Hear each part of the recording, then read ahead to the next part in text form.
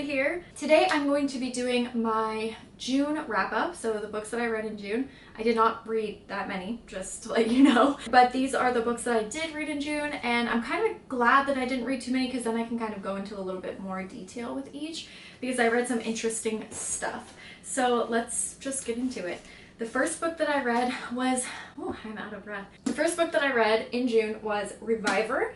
This is by Seth Patrick, and it says, "Death won't silence them." This story is very, very interesting. Very unique concept, super fun. It's about these people called revivers who work with, I guess, homicide detectives and stuff.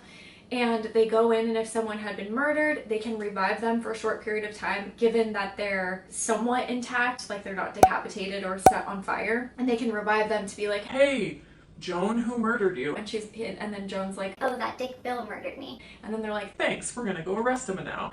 And they videotape it and stuff so that they can use it in court.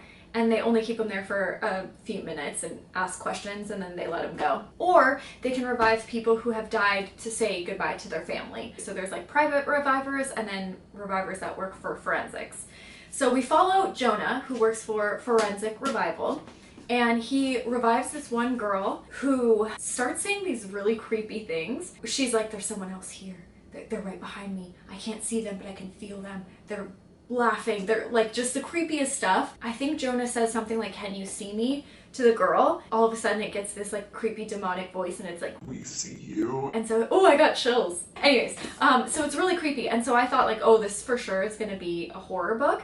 But it's not. I mean, it is, but it's not. It's not what I expected, for sure. I thought it was going to follow on that path and be more horror. And it's kind of a mixture of everything. There's a little romance in there. There's a little adventure. There's a little action. There's a little thriller. There's a splash of horror.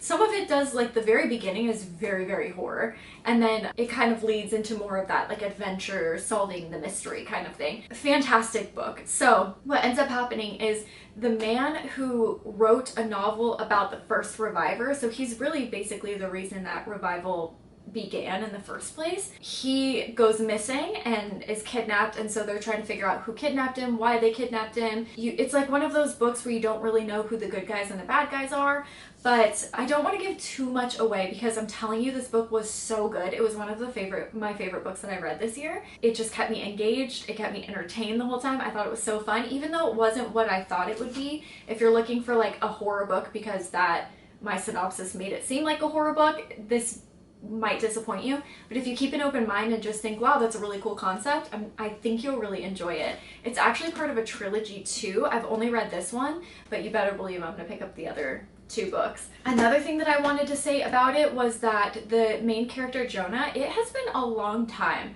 since I have read a book and fell in love with a character like I did with Jonah. I just love him. I think he's just like so sweet and so, I don't know, I just really, really liked him. I liked how timid and uncomfortable he was. I don't know, I loved him. I just love this guy, even though he's not even real. You know what I'm saying, you guys read books. The writing was really entertaining. There were no slow parts of this book, and all of it was, okay, maybe I led you astray by saying that it's not really a horror, because it is. It definitely is. It's just a little bit also sci-fi as well. It's a mixture of everything, really. But I think that if you like horror, you will enjoy this. Have you guys read this? Did you love it as much as I did? And if you haven't read it yet, will you pick it up? Because I'm telling you, I really, really enjoyed this guy. So that is that one. The next book that I read was The Island of Dr. Moreau. This is by H.G. Wells, and this one is, if I were to compare it to another book, I think I would compare it to like a 20,000 Leagues Under the Sea sci-fi mystery kind of book. So it's about a man,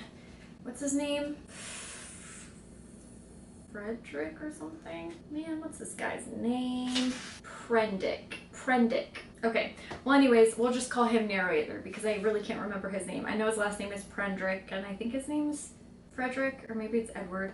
We'll just call him the narrator. So the narrator's boat collides with another boat. He gets saved by, oh, maybe that guy's name is Frederick.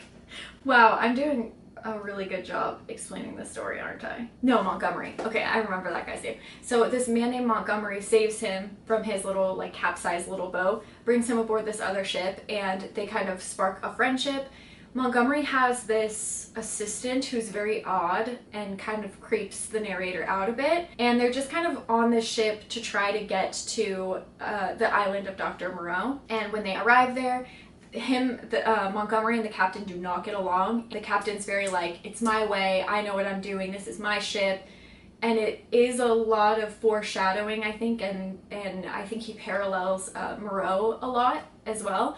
But anyways, they end up going aboard the island. First they tell the narrator that he can't come with them, but then they end up letting him come anyways. And so he meets Moreau, and at first he's very hesitant because he sees all these creatures on the island. And he's like, something weird is going on here. Like, you guys are doing tests on humans, and I'm not down because they're human, but they're not quite human. So Moreau explains, oh, well, they're animals that I've just manipulated to try to make them kind of human. So there's like a leopard man and a pig man and a dog man and a monkey man and things like that. And a lot of the story is just kind of following these animals, these creatures around. And the narrator finds that they have broken their vows, so they have these rules that they stick to, like we will not spill blood and things like that. The narrator finds that they're actually killing rabbits, and so he tells Montgomery, and Montgomery's like, no, they wouldn't do that. And then they start kind of hypothesizing that their animalistic nature will kind of start to take over and there won't be much human left in them. I don't want to give the whole story away, and it is a bit of like a slower read. It's absolutely not my favorite H.G. Wells book, but the thing about it I liked was it's one of those stories where you're reading it and you're like, I don't quite get why we're just following this leopard man around for 10 pages. But then at the end, some people I think see it as talking about God's cruelty to men or even men's cruelty to other men or something like that. I think there's a lot of ways to analyze it. So I think it was one of those stories where it was fine while I was reading it, but I think after I finished, I enjoyed it even more because I was able to kind of really process what each thing meant. And the cool thing I really liked about it is that the narrator starts kind of, well, first he's like fearful of these people, and then he takes pity on them because he's like, well, they're not really us, but then they also don't belong with animals anymore, so they're kind of stuck in this middle world. And the narrator lives on the island for so long, and even though he's not necessarily a part of those people and he doesn't feel like he's one of them, once he returns to civilization, he doesn't really feel like he's one of them either. So it's interesting that he kind of does this full revolution of first pitying them and then sort of becoming them, where he's kind of stuck between these two worlds and doesn't really have a place that he fits in. It's an interesting story. It's definitely interesting to kind of analyze and see what you pull from it, but it's not my favorite H.G. Wells book, but I am glad that I read it. But let me actually read you a few quotes from this. Oh my gosh, it's June now. This is May books. These are books I read in May, I just realized. Okay. Oh, this is a great quote. It says, an animal may be ferocious and cunning enough, but it takes a real man to tell a lie. Oh, that's, I think, the best quote in this. Yeah, so I think that was the only quote that I really wanted to share because I absolutely loved that one. Okay, so next up I read Proof. This is by David Auburn. This is actually a play, and it's about a girl who's coping with her father's death, and he was like this genius mathematician, but he kind of went a little bit mad in his later years in life, and she was kind of left to take care of him. His students are like trying to go through his work because when he was going through his mental issues, he would just write constantly, but it was just babble, like it didn't make any sense. And so one of his students is like determined to see if there's anything that they can find. His daughter ends up giving the student a proof, and I don't know what that is because I don't know anything about math, but it's I think it's just like a really long math equation that solves some stuff. I don't know, you tell me. The student is like, oh my gosh, this is amazing, this is so great. She's like, well, I wrote it. And so you go through the story kind of back and forth where you see the dad alive, and then you see after his passing, and you see like how she's treated by her sister. There's like an interesting dynamic between the two of them where the sister kind of treats her like she's on the same path as her father, and she's just trying to figure out her place in life after her dad passed away because she's given so much of her life to take care of him. You know, this comes out that she wrote this like amazing proof, and then we go back in time to her dad and her standing outside, and he's like, I just made the biggest discovery of my life. I don't really want to tell you what happens in case you guys do end up picking this up, because this is really, it's one of those super heartbreaking but beautiful plays. I just love this play so much. And I read this in college because I took a playwriting class, I think. And that was probably the only reason why I would have ever been acquainted with this. But I was really glad that I read it because I loved it so much. And so when I saw it on my shelf the other day, I was like, oh, I want to reread Proof. So I don't want to give everything away, but that's kind of the basis of the story. It's also one of those things where, I think I've said this before on this channel, where you know when you're reading something and your life may not have anything to do with what's happening in the book, but you get to a place where you read a line of dialogue or whatever it is, and you're just like, man, I needed to hear that right now. I had that a few times in this, so it felt like I read this at the right time. So I don't know, I really love this. If you guys ever have a chance to read this, I highly suggest. It was the winner of the 2001 Pulitzer Prize and Tony Award for Best Play, and it really is fantastic.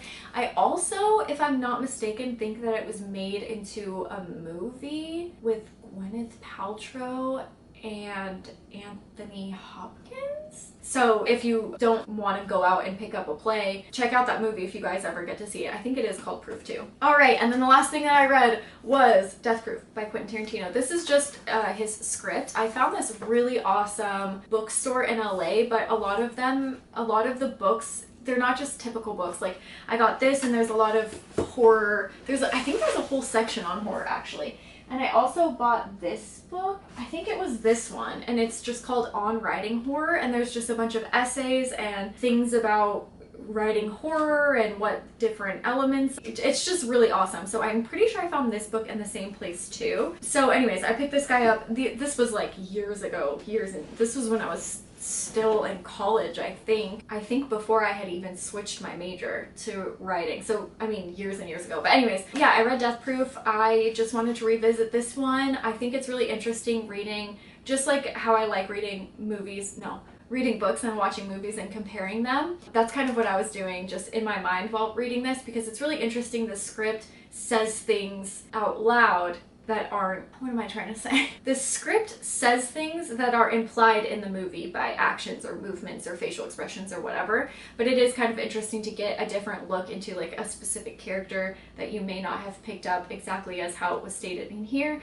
You also get a little bit more background information on certain things, and then a lot of it is missing. Oh, maybe I shouldn't say the end in case you guys haven't seen Death Proof, but there are some things like, and then Arlene gives stuntman Mike a lap dance, and that's it. When that's, you know, a solid 5 minutes of the movie. Or the ending scene, I won't ruin it in case you haven't watched it, but the ending scene just says there's a fight. Whereas if you have seen the movie, you know that that last scene is like, you know what I mean? Anyways, I really like Death Proof. I know that this is Quentin Tarantino's least favorite movie that he made, and I'm not really sure why, because it's one of my top, it's not my favorite, it's one of my favorites. How do you guys feel about Death Proof, and what's your favorite Tarantino film? Mine personally is Reservoir Dogs. Anyways, that was the last thing that I read. It was an easy read month for me. I really didn't get too much reading in. Let me know what you guys read this month, what your favorite thing that you read this month is, and if you guys will pick up any of these books. Thank you guys so much for watching, and I will see you hopefully Tuesday and Thursday with more horror videos. Bye guys.